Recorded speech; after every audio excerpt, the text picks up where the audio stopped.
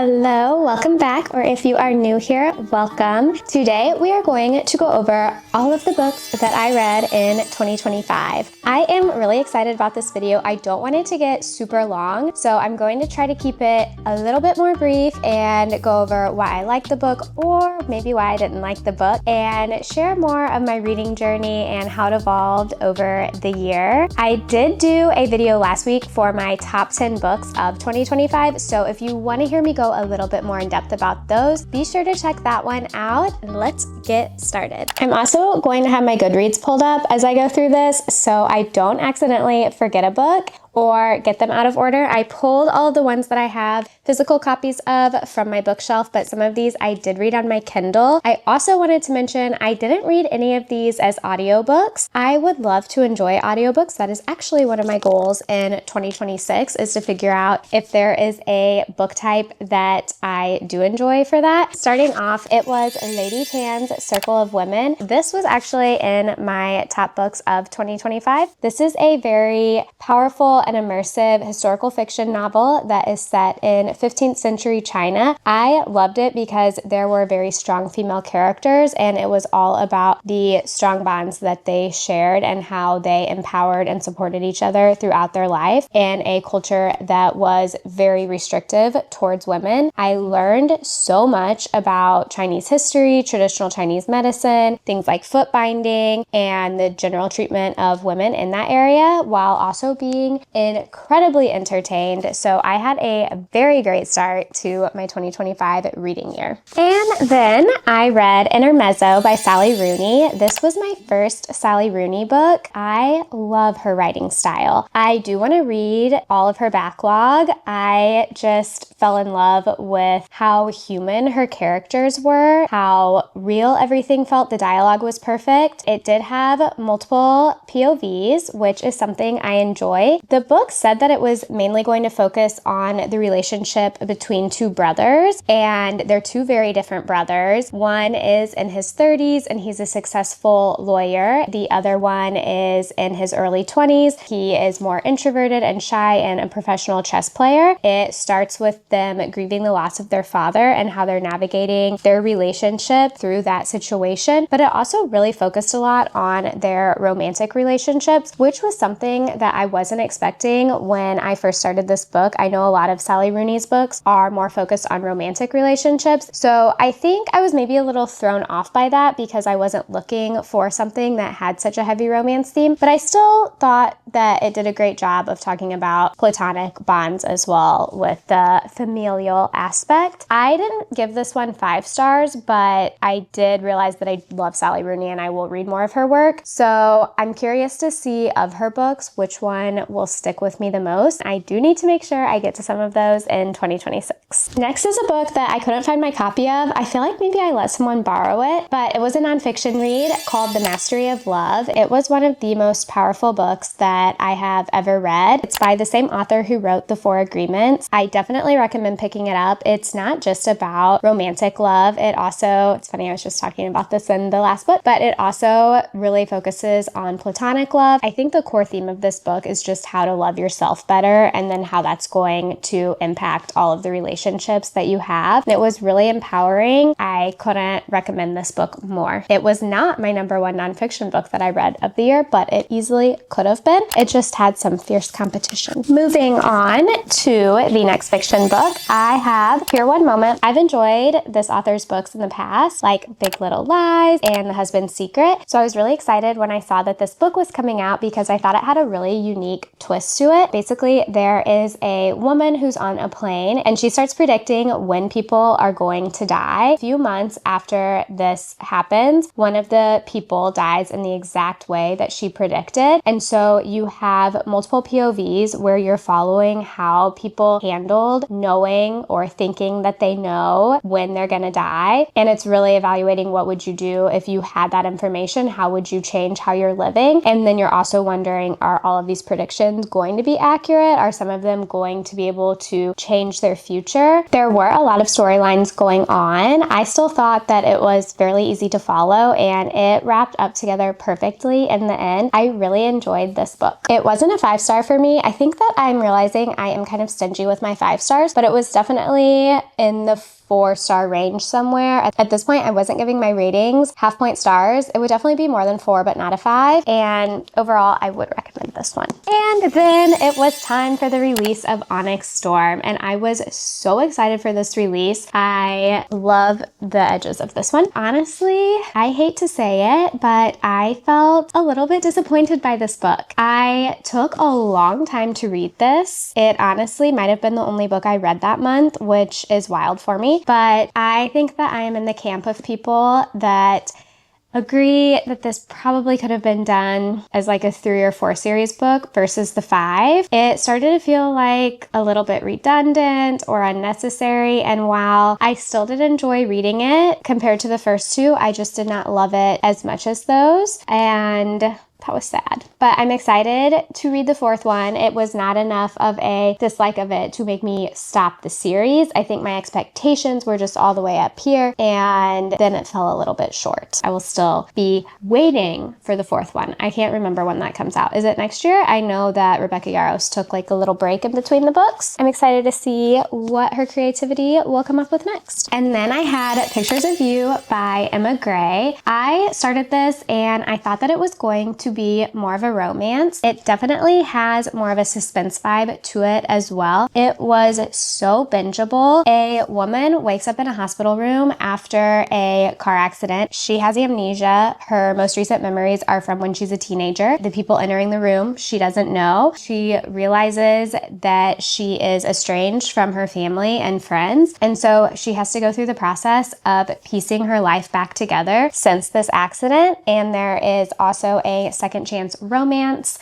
storyline that is happening. It does cover some heavier topics, so it wasn't the type of romance that I was expecting when I started it, but it was so quick and It was so quick and fast-paced and easy to read, and I did enjoy it. It was in the 4-star range for me too. And I would say it is best to go into this book blind. I wouldn't want to know more about the plot than what I just shared with you. Next is a book that I don't own. It is called Tell Me Everything by Elizabeth Strout, and I was interested in reading this one because that author has won a lot of awards before, and I believe this was an Oprah Book Club pick too. It is in a world of books, but it can be read as a standalone. When I was reading it, and especially reading the reviews, it seemed like people were really excited to get a book about these specific characters that this one was focusing. So I think I would have enjoyed it more if I would have read some of the other books by this author before this one. That being said, I loved her writing style. It is another book that feels very human and was really great at creating a lot of emotional depth from characters who felt very ordinary. There is a murder that they're trying to solve in this, but I wouldn't say that it's very plot heavy. It's definitely more character driven. At the core of it, it's really focused on the importance of all types of love. So funny, I'm like noticing the themes and books that I was drawn to. And I wanted to find a quote that I loved from the book, and it says, "Love comes in so many different forms, but it is always love. If it is love, then it is love." I think that really summarizes what the book was saying throughout its entirety. I didn't like this as much when I finished it, but as I've had time to reflect on it, I realized that I did really enjoy that book. I think that at this point in my reading journey, I was realizing that I do like character-driven novels, transitioning a little bit away from some of the more intense plots, like the difference from Pictures of You to Tell Me Everything was completely different. One was like, I must know what happens and how to solve this story. And then in Tell Me Everything, you're really, really falling in love and getting to know the characters in such a great detail. So I did really love that novel. It was really thought-provoking in such a subtle and quiet way. And I definitely am planning to read more of Elizabeth Strout's novels. So if you have a favorite, let me know, because I'm not sure which one I should start with. I think Olive Kitteridge is the one that she won her first award for. So I was planning on starting there. I believe it came out in maybe 2009 or something. It's a bit of an older novel, but I am adding more books. I don't want to read books this year that are only like released in 2024, 2025. I feel like I've done that in the past, and I really want to prioritize some novels that have came out in different eras. I have to take a quick break.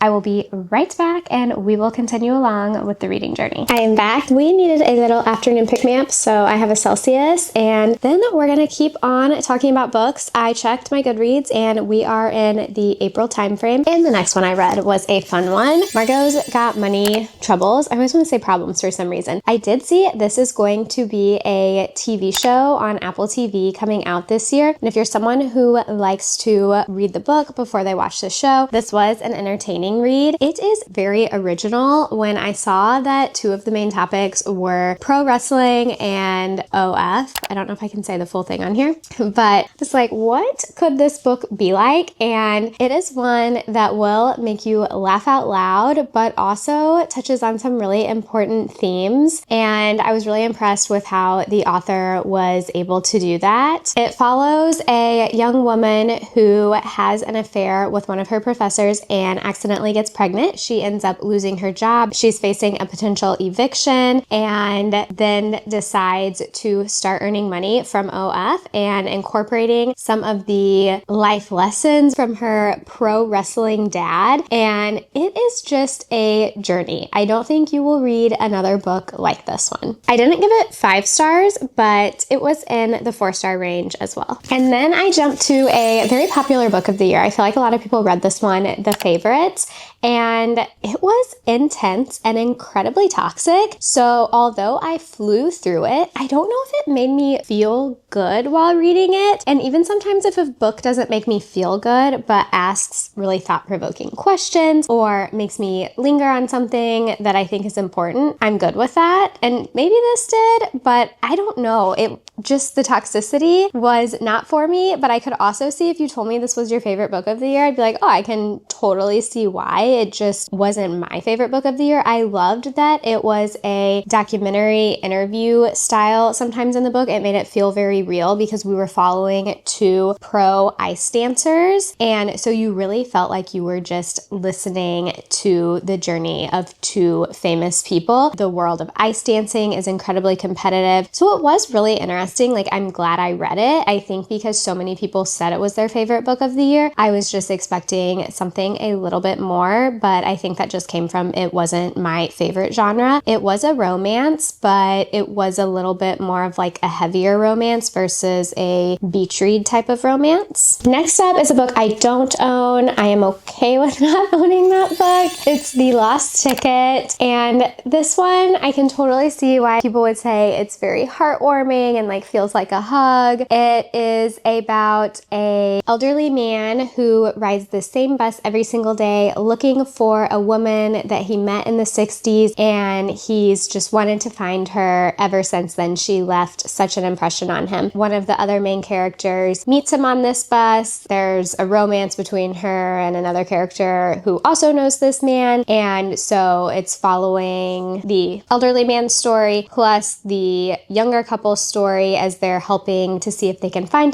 this woman. It's a romance with that. I sound so unenthused. I don't think I connected with the characters. I was just honestly a little bit bored. So this was probably one of my least favorite reads of the year, but it wasn't a bad book. I just didn't really enjoy it that much, and I think it put me in a little bit of a slump. And then I picked something in a totally different genre, which I also don't own this book. I do own book 2 in the series, and I want to read it this year, and it was Phantasma, which is a darker romantasy, and I normally just read read romances, not really dark ones. I don't think that I knew that's what it was when I went into it, but I don't think it was too dark. That would probably be something that I would end up having to DNF. I did like this book a lot though. It was a really fast read. I love books that have a competition aspect to it. So the main character has to enter this competition that is put on by devils, and her mom's recently passed away, and her mom's always told her never make a deal with the devil or a devil. And while she's in this competition, she ends up having to do that in return for 10 years of her life. She forms a romantic connection with someone in the competition, so you have that occurring while there's also these deadly competitions occurring. So I love when there is a blend of those, which is why I like romantasy. I haven't read as much romantasy as in years past, but I do love putting them in there occasionally, especially if I read a book that I didn't love as much. I feel like they're the perfect thing to get out of a slump or to make sure you don't enter a slump. I loved this one enough that I want to read book 2. If you like that genre, you should check this one out. And then we had my favorite romance of the year, Great Big Beautiful Life by Emily Henry. This one was one of my favorites that she's written because it had a little bit more depth and more layers to it. I talked about this in my other video too, so I won't go on about it too much, but it has her classic witty banter, a really cute romance plot. But the difference in this one was there was also a storyline for Margaret, who was a Hollywood socialite, and you're getting to learn about her life and journey. And so you have 2 different timelines, multiple POVs, and this was just a really fun read with some great depth for a romance. The next book I read was Broken Country, and this was probably one of the most talked about books of last year. And it was described as a sweeping love story with twists and thrills, something along those lines. I think that's a pretty accurate description. In the very start of the book, a dog is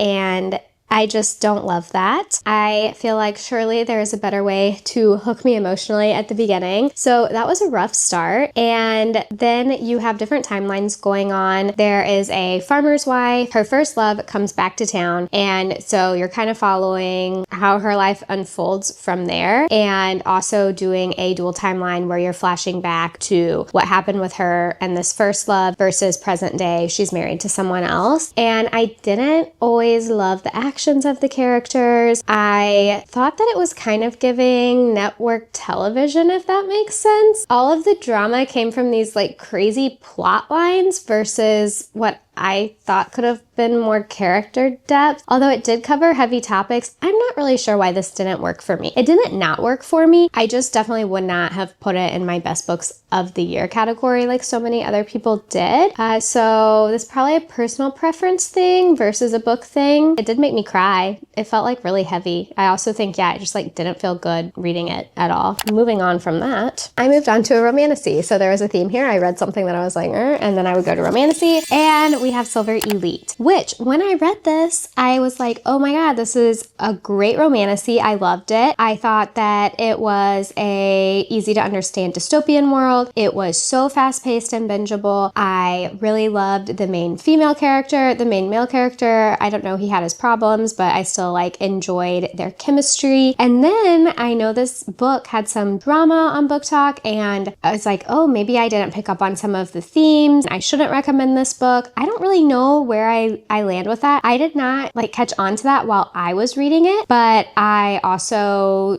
don't know. Maybe I just wasn't reading with as critical of eye as some other people. So just for pure entertainment standpoint, I really, really enjoyed this book, but I could see why maybe some people had a problem with it. I don't know. So that kind of left me feeling like, I don't know, will I be reading book 2? I'm not really sure, but I was entertained. And the next book I don't have, it is called There Are Rivers in the Sky. And this one was very beautiful. If you told me this was your favorite book in the world, I would say I can totally see why, but it did kind of bore me, and I hated that. I hated that I was kind of bored because I wanted to love it so badly and the writing was beautiful and I loved the concept. It was following 3 different people along 2 rivers, tracing a droplet of water and its journey. So it had this really strong ecological storyline and just the importance of nature and like caring for it. And I learned so much about rivers, the hidden rivers that we've built towns over, and how destructive that has been in the long run, like short-sighted decisions that people make that harm the environment, and then, you know, you're left years later discovering them and being like, how can we fix this? From that standpoint, I was enthralled. It had a lot about ancient Mesopotamia, so I was learning a lot about history. There were so many things in there that I'm like, I should love this book, but I found myself really dreading picking it up at night. I don't know if it was not connecting to the characters or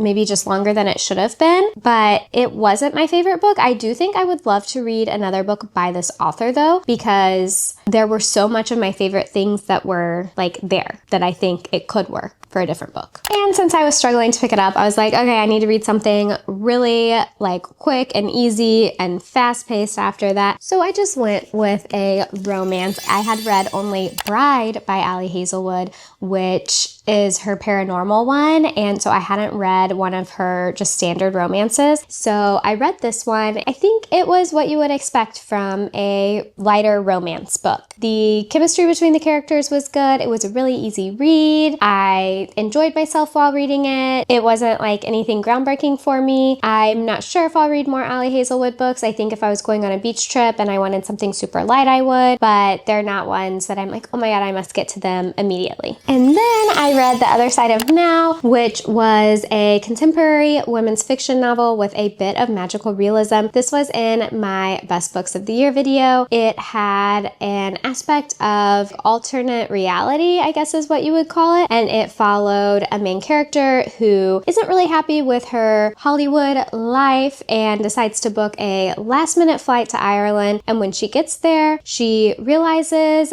that everyone's recognizing her. The work that she had done on her face isn't there anymore. So she's questioning, what reality am I in right now? The most important part was her friend Amy, who had passed away in her other life, was now alive in this life, except they weren't on speaking terms. So it's a lot about grief and friendship and love, but it's done in a way that feels really light and hopeful, and I loved the balance of this. This was such a lovely read. And then I read The Love Elixir of Augusta Stern. I don't know. This was also not my favorite book. The main character is, I don't know if grumpy's the right word, a little bit of a stuck in her way person who lives in a retirement community. I think that I just wasn't the right audience for this book. It was a fun story. I don't know if fun's the right word. I'm having trouble explaining it. It didn't really stay with me. I liked the dual timelines a lot. I thought learning about life in New York in a different era was very interesting. I didn't love the present day timeline as much. This book was okay to me. It was fine. I'm sure it is good for some people. Then I read My Friends by Frederick Bachman. Bachman? Oh shoot. I've realized I've always said it Bachman, but after looking at this title, is it Bachman?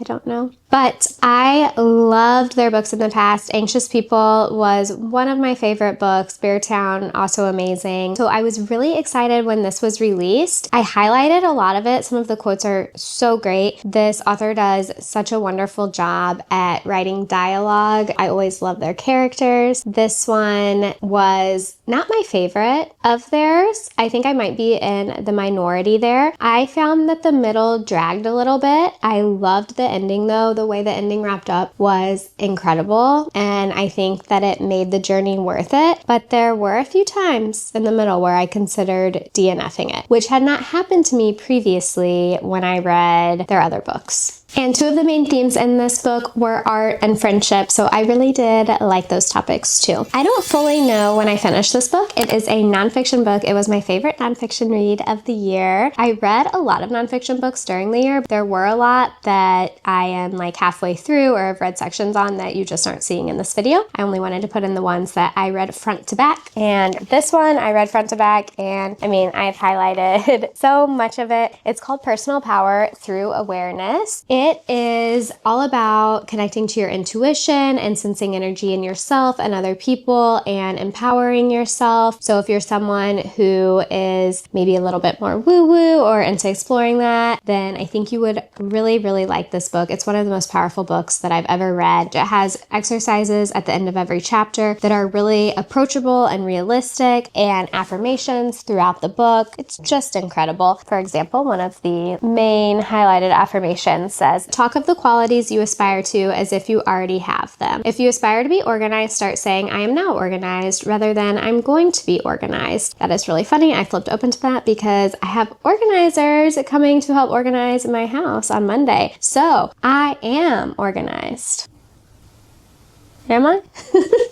Just joking. It's one of those where I feel like you can just pull it to the shelf, flip open to a random page, and you'll find a little bit of wisdom that you might be needing in that moment. Sorry, my battery died, so I had to switch that out if you notice anything looking a little different. Next, I had The Night and the Moth by Rachel Gillig, who I know is one of the most popular romantasy authors. When I first started this, I thought, oh my gosh, the world building is so unique, and it is, and I really liked the main character. She is a diviner, and so I thought that concept of her being able to see the future, or people coming to the diviners to see the future and get a prophecy read to them, was really unique and interesting. As the book went on, I was like, oh, I don't know if I love this. I think it was some of like the chemistry or dialogue between the characters felt maybe a little bit immature. I'm not sure. Something just wasn't really working for me with the romance. And that is a large part of romantasy. So I think that's why I didn't necessarily love this, even though I did really like the world it was set in. I don't know that I'll read book 2. I don't think I will, but I am debating maybe reading the other series that Rachel Gillig is really known for, The Shepherd King. I think I own One Dark Window, so I'm still open to checking that out. I just think maybe not this series. Let me know if you have a thought.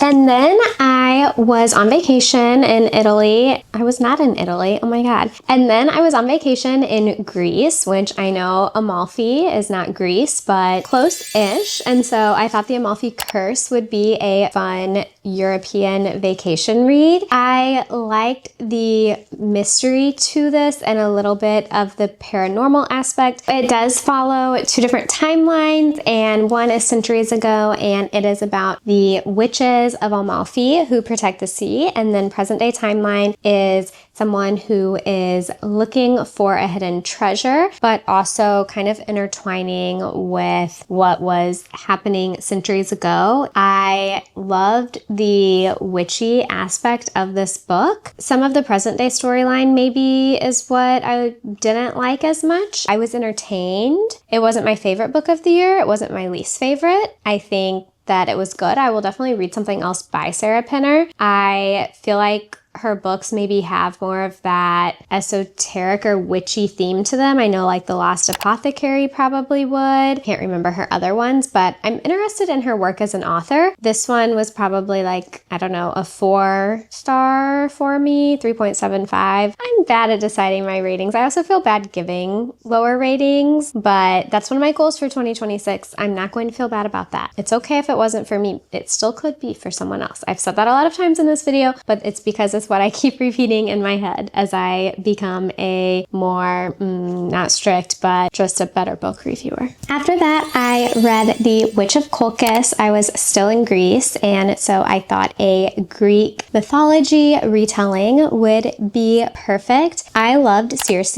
I read that last year, and it was one of my favorite books of the year. By last year, I mean 2024. I thought it was just full of a powerful woman. I loved the witchy aspect of it. There was some feminine rage in there. I also liked The Song of Achilles. Who doesn't? I know that is a book with a cult following, so I thought I would try a Greek retelling from a different author. I did like this book. I don't think that I loved it as much as Circe. The Witch of Colchis is a retelling of the story of Medea. Circe's her aunt, so you do get a little appearance from her. She's young when this book starts. Her family treats treats her really horribly. And the one thing that she has is her witchcraft, which she learns from Circe and channels through the god Hecate. So I did like those things. She gets into a relationship with Jason. This is her ticket away from her family. He is very emotionally manipulative. They just had a terrible dynamic. The way that Min used her in this book, her father and then Jason, it was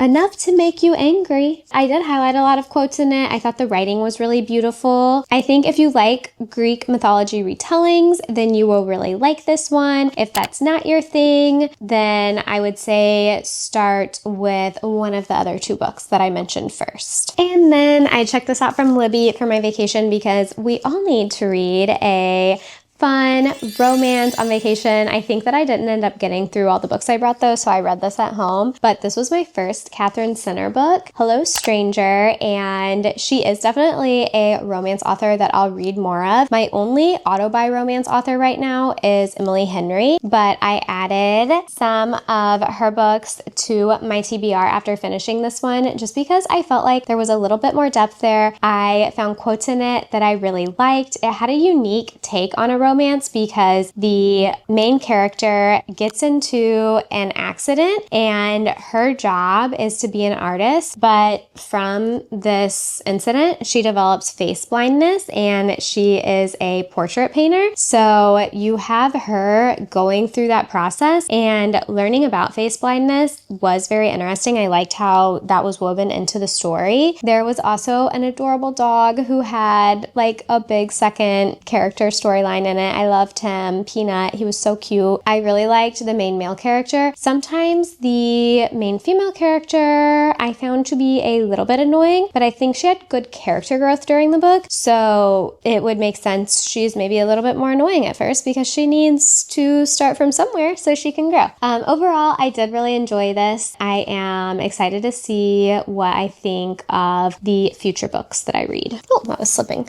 And then I read Book of Lost Hours. I read some of my favorite books in the second half of the year. This was on my favorite books of the year as a debut because it blended so many genres. I had trouble putting it into one category, but there was a lot of historical fiction in it, magical realism or speculative fiction. It follows this young girl who gets placed in the time space, which is where memories go once someone passes away. They're stored in books. So she grows up surrounded by these memories, and then government employees come in and they start destroying the memories. She forms a relationship with one of them, and then we're following a different storyline after he is passed and his niece is grieving him, and then his niece gets thrown into the time space. So I loved being in the time space. It was so creative and imaginative and covered really important topics and themes like who shapes history, why are stories important, lots of love in this one. It was just so good. I really loved this book. Then we read Wild Dark Shore. This was another book that I felt like was talked about so much this year, and it's okay, Gigi. Freddie is trying to steal Gigi's treat and she is having none of that. My favorite part of this book was the island. The island that it was set on felt like its own character. It was so atmospheric, so well developed. I don't know that I necessarily love the characters. I think that was on purpose. They are on a very remote island and some of their actions are very bizarre, but it's because they are so isolated. There is a big environmental theme in this book because the main character's family is there because they are basically keeping all of the seeds in the world. So if a natural disaster occurred and all of the plants were wiped out and we needed to have seeds to replant everything, that's what's being stored here. And it was also a big research site for scientists, but because of climate problems, they're having to shut this down and move somewhere else. So some of the climate themes, while very important, did feel heavy to read about. The situations the characters found themselves in were sometimes like just more extreme and bizarre. So sometimes I was like, oh, I'm just like not liking this, but it was also very captivating and immersive. So I don't know where I landed on it. I think I struggle with books when I feel like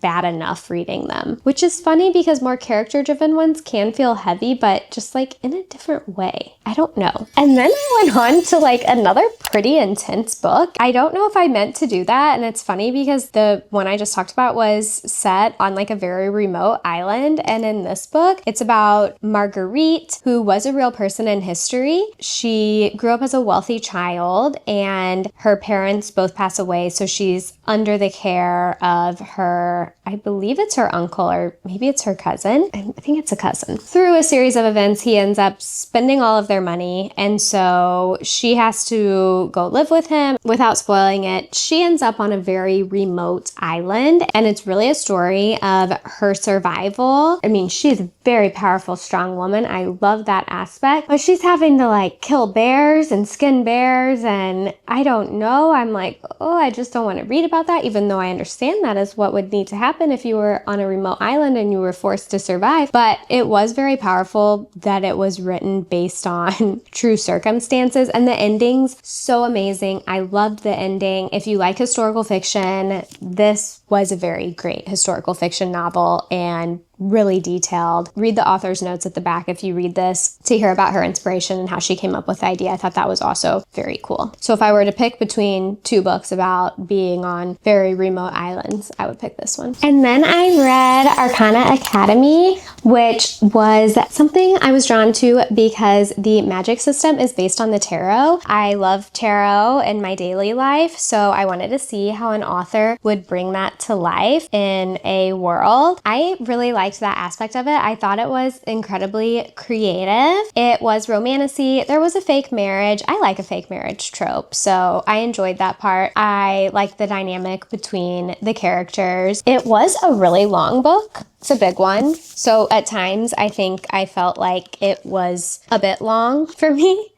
Just with what was going on. It's 544 pages, so not crazy, but I don't know. It was a little slow for me at times. Overall, I enjoyed it. I didn't love the ending, but I did like it to where I want to read book 2. I just wish it would have ended slightly different and you were left on a cliffhanger. Then I read Heart the Lover, another favorite read of the year. The prose is beautiful. It will have you in your feelings. I talk more about this in my other video. I was reading really great books at this time because I also read The Raven Scholar, which was my favorite fantasy book of the year, which is in my other video. This was an epic fantasy with a murder mystery, deadly competitions, political intrigue, a very eccentric narrator. This was so fun. See, this was a book that was also very long, over 600 pages, but it didn't feel long. That's what I mean when I was comparing it to the Arcana Academy. That one did feel a little bit long. I don't know. I think that I only have 2 left, but let me make sure. Did you hear Freddie? He is ready for me to be done with this. I ended this year with literally 4 of my favorite books because the last 4 books that I'm sharing are in my top 10 books of the year video. So we'll do these quickly, but I had Conform, which was such a fun dystopian romantasy. I need book 2 to come out, but lucky for me, or book number 0, it's coming out in March. It was great, so fast-paced and entertaining. And then Small Things Like These, so emotional. I did not know it would be possible to make me feel so many things in such a small book. This was incredible. I loved this book. It was the perfect way to end the year. I think I got a lot more intentional with what I was reading towards the end of the year, and I can tell based on how many of my favorite books landed in November or December. So I've been going through and working on my 2026 reading goals, but also my intentions, just the type of reader that I want to be in 2026 after reflecting on what I liked and didn't like in 2025. So I will be sharing all of those in next week's video, as well as setting up my new Kobo. I am so excited to see if that will help me reach my reading goals more and if I like it more than my Kindle. So we will be doing all of that next week. Thank you so much for watching. It was so fun. If you haven't already subscribed, be sure to do so you never miss a video. I will see you next week. Goodbye.